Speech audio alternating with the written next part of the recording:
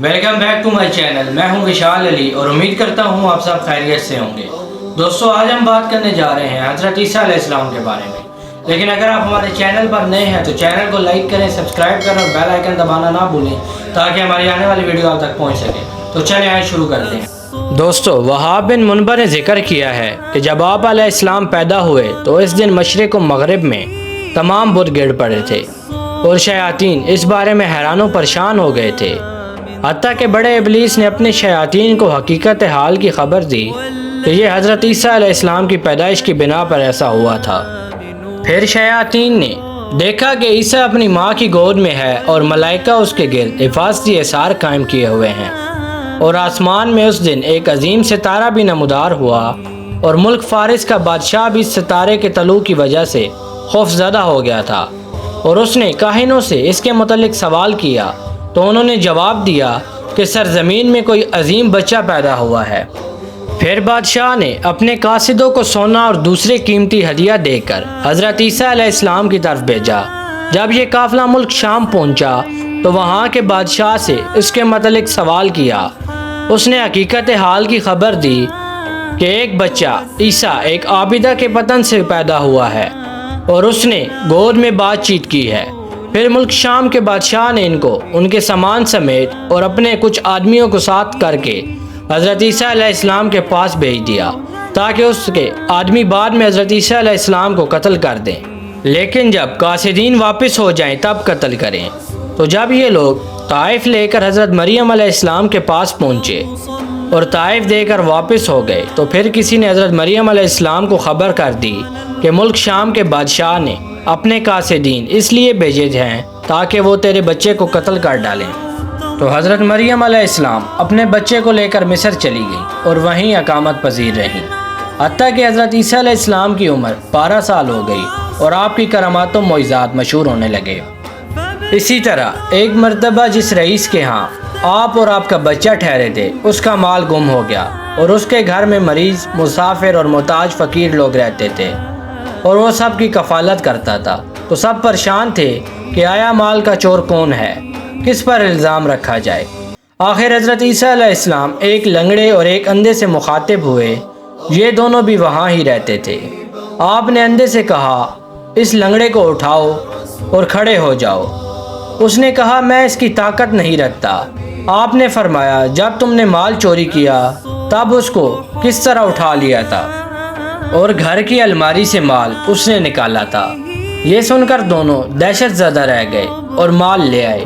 تب بھی حضرت عیسیٰ علیہ السلام لوگوں کی نظروں میں بہت ہی بڑھ گئے جبکہ ابھی بہت ہی چھوٹے بچے تھے.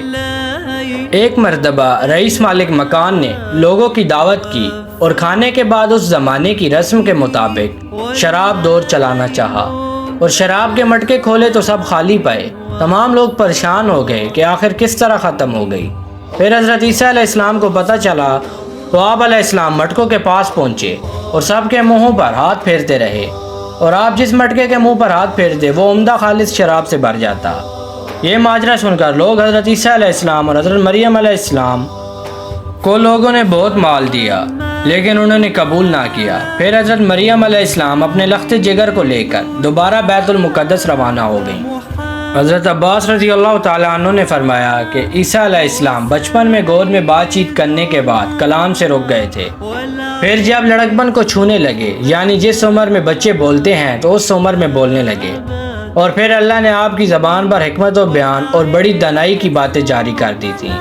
پھر یہود نے آپ اور آپ کی والدہ کے متعلق طرح طرح کے اعتراضات شروع کر دیے, حتیٰ کہ وہ آپ کو زانیہ کا لڑکا کہتے تھے, اور یہی فرمان نے باری کا مطلب ہے. اور ان کے کفر اور مریم پر بہتان عظیم کی وجہ سے ہم نے ان پر لعنت کی. پھر جب آپ 7 سال کی عمر کو پہنچے تو حضرت مریم علیہ السلام نے آپ کو درس گاہ میں بھیج دیا. معلم جب بھی آپ سے کوئی سوال کرتا آپ اس سے پہلے ہی اس کی حقیقت تک پہنچ جاتے. ایک مرتبہ معلم نے آپ کو لبجات سکھایا. حضرت عیسیٰ علیہ السلام نے پوچھا یہ کیا ہے؟ کہا مجھے بھی علم نہیں. تو فرمایا جو خود نہیں جانتے اس کو کیا سکھاؤ گے؟ معلم نے کہا اچھا تو تم مجھے سکھا دو. تو فرمایا اپنی جگہ سے اٹھو. وہ اٹھا تو آپ اس کی جگہ تشریف فرما ہوئے اور فرمایا آپ پوچھو کیا پوچھنا ہے. کہا مجھے لبجات کے متعلق بتاؤ کیا ہے. حضرت عیسیٰ علیہ السلام نے بغیر وقت ضائع کیے سارا لبجات اسے سنا دیا۔ یہ سننے کے بعد معلم حیران رہ گیا تو آپ پہلے شخص تھے جس نے ابجاد کی تفسیر کی۔ پھر حضرت ابن عباس رضی اللہ تعالیٰ عنہ نے ذکر کیا کہ حضرت عثمان نے رسول اکرم صلی اللہ علیہ وآلہ وسلم سے اس کے بارے میں سوال کیا تو آپ نے ہر کلمے پر طویل حدیث کے ساتھ جواب دیا۔ حضرت عبداللہ بن عمر نے فرمایا کہ حضرت عیسیٰ بن مریم جب بچے تھے اور بچوں کے ساتھ کھیلتے کودتے تھے تو کسی کو بھی فرماتے تمہارا کیا خیال ہے کہ تمہاری ماں نے تمہارے لیے کیا تیار کیا ہوگا؟ اگر کہو تو میں بتا دوں۔ لڑکا کہتا ضرور، تو آپ فرماتے یہ چیز، تو وہ اپنی ماں کے پاس جاتا اور کہتا کہ مجھے دکھاؤ آپ نے میرے لیے کیا کیا تیار کیا ہے۔ ماں پوچھتی کہ میں نے کیا تیار کیا ہے تمہارے لیے، تو لڑکا کہہ دیتا یہ، تو ماں کہتی کس نے تجھے بتایا؟ تو وہ بتا دیتا عیسیٰ بن مریم نے۔ دوستو، جب حضرت عیسیٰ علیہ السلام کی عمر 13 سال کو پہنچی تو خدائی حکم ملا کہ مصر سے لوٹ کر بیت العلیہ آؤ۔ پھر آپ کی ماں کے خالو کے بیٹے آئے اور اس نے دونوں کو گدھے پر سوار کرا کر بیت العلیہ پہنچایا۔ وہاں آپ کو اللہ نے انجیل دی اور تورات سکھائی اور مردوں کو زندہ کرنا اور کوڑیوں کو صحیح کرنے کا معجزہ دیا اور باقی معجزات سے نوازا۔